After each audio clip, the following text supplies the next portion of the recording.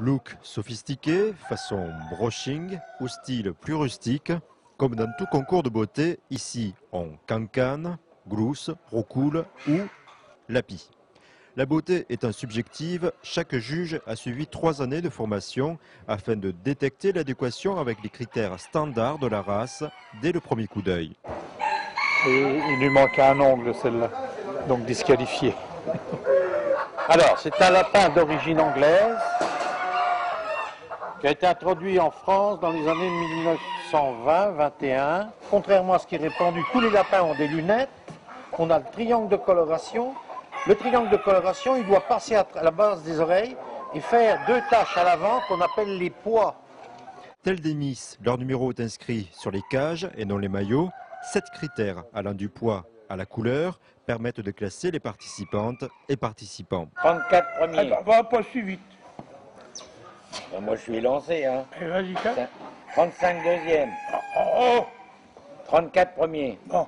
Présentés au public, ces 900 challengers sont tous des animaux d'ornement. La définition première, c'est de l'ornement, c'est-à-dire donc des volailles pour mettre dans les jardins, pour être agréable à l'œil. Pour agrémenter son pavillon, il faut investir entre 20 et 100 euros.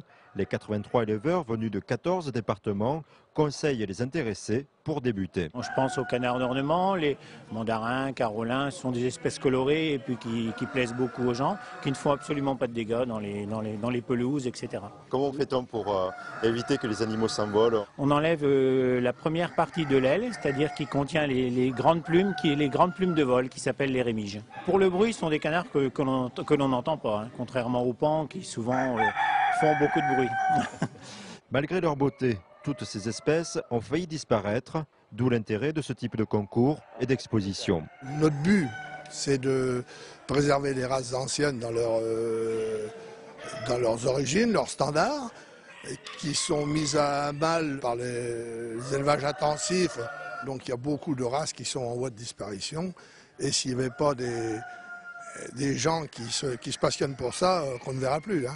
Un argument de plus pour craquer pour ses yeux doux.